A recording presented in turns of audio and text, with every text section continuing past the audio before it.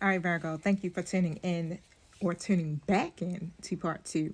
Go to part one to catch up, okay? So I had left off at card four, and card four is the divine push, okay? So tell me about the divine push, Spirit.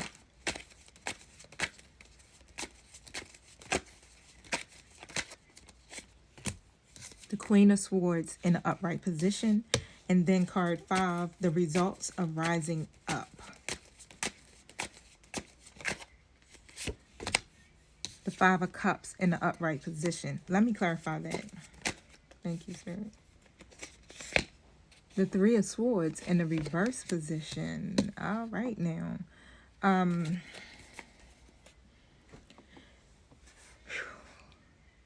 so I believe, I'm trying to think.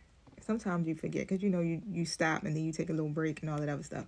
But I think it was card four that I stopped off at. Or I mean, like I was still talking about card three before the video ran out, or I was pulling one of them, okay? But let me just do your hidden strengths. I'm gonna start back there. You know what?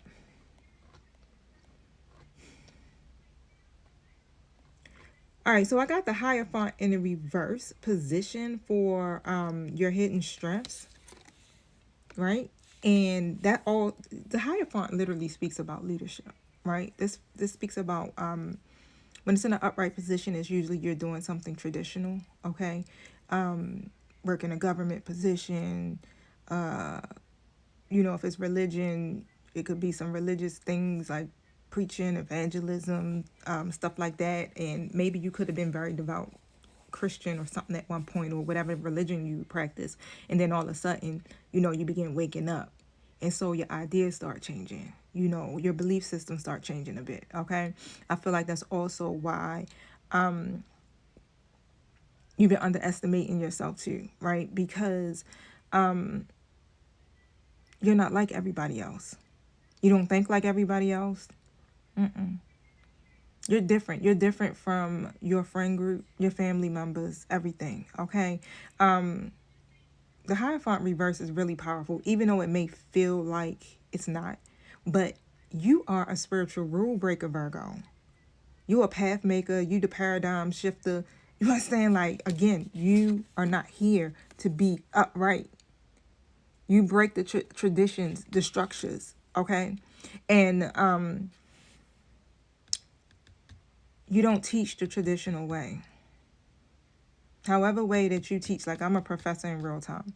So I teach from personal experience. I teach from, like, I do use textbook, right? Whatever my syllabi may have on there, I do use that. But however, I'm still coming from a different perspective, right? I still add a little bit of flavor into my teachings, okay? Especially about things I may have learned outside of textbook.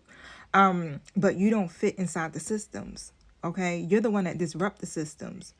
All right, you get what I'm saying, right? Like, you don't follow the norms, you reinvent it. 3:30 on the timer. So you don't do that cookie cutter like spirituality. Like, you walk your own divine truth. Okay, I definitely feel like this is for some folk that may have, kind of walked away from the traditional belief systems, going to church every Sunday, Bible study, things like that. Okay. This is one of the reasons why people look at you sideways sometimes. So say like me, I'm a reader. You know what I'm saying? I do tarot. My belief systems are different. All right. A lot of people misunderstood me. That's why I was hiding my gifts at some point. Like, I was shrinking, like, majorly, just because I didn't want to be judged, by my family, people I knew, and I lost people, in the process. But however, I don't shut up no more, right? Like, y'all see me, I'm here. Okay, Spirit, what you say? All right, I'm gonna do it, right? But this is why they look at you sideways sometimes, right? So, you may have been the black sheep, okay, of your family, right? You never really fit in with the crowd, okay, or cliques, right? You may have had to learn the hard way, and the reason is because your calling isn't basic. Like, so your experiences, like, you've experienced them because you are the great teacher. You are the Hierophant. Okay. So you are a leader who leads by being different, not by blending in. And so the Hierophant reverse really is telling you that you've been underestimating your own wisdom, your own voice, your own ability to guide others, because you don't do things traditionally. You don't do it the traditional way. Okay? But what spirit is telling you is that you're not supposed to. So the way that you are thinking or you're feeling, yes, that's your intuition. Like, you getting firsthand guidance from the divine. You are literally built to break generational patterns, Virgo. All right? You got to break them spiritual ceilings and break old structures wide open. Okay? All right, Virgo. So let's talk about the divine push. Okay?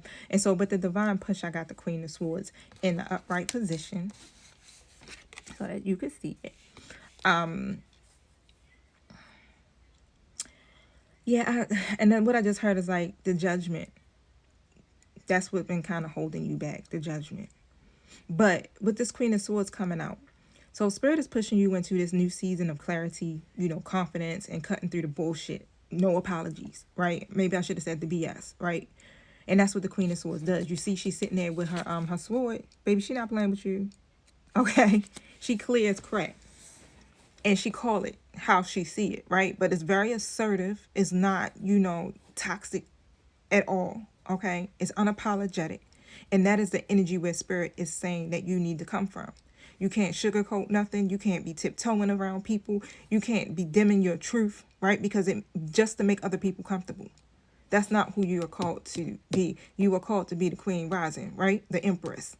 And so the Queen of Swords is you actually stepping into your truth, your voice, and your boundaries with power. I'm talking about all caps, booze. Okay?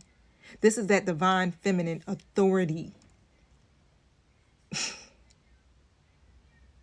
This is you leading with your mind and not ego or fear. All right. So Spirit is really pushing you to speak up. 1, say what needs to be said. 2, set real boundaries, trust your discernment, and stop letting people talk you out of what you know to be true. Okay. So this is Virgos. This is for the Virgos who is done being overly nice, overly patient, and overly understanding. Okay? You're not cold. You're clear. You're assertive. Straightforward. I already know how that is. I got people who they don't really like it too much. And sometimes I do let people know, like, the type of, my presence, my energy, just so people are prepared, because when it comes, it's going to come. Okay? And so you're stepping into a season where you move with intention, wisdom, and maturity, right? And nobody can manipulate you back into the old you. You already where you need to be. This is you leading with truth, precision, and spiritual intelligence. You got it. Okay? And so the results of you actually rising up with the 3 of Swords and the 5 of Cups coming out, it's like all that stuff that you could have been focusing on, the disappointment, the betrayal, the losses, the people who didn't value you. It's like you're getting this emotional release. That's what stepping into your power means. You're finally ready to let go of the past.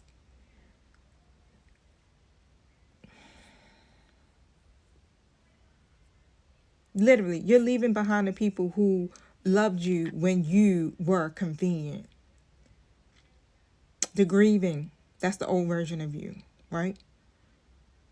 And so when I pulled for the clarifier with the 3 of Swords coming out, right, in a reverse position, that's healing right there. This is closure. This is your heart finally stitching itself back together, Virgo. And so Spirit is saying when you rise, you release. When you release, you heal. When you heal, you move forward, Virgo. So the results of you rising up, Virgo, is you healing from the heartbreak, detaching from the past trauma. You stop blaming yourself. You stop holding on to guilt, and you free your heart to receive real love.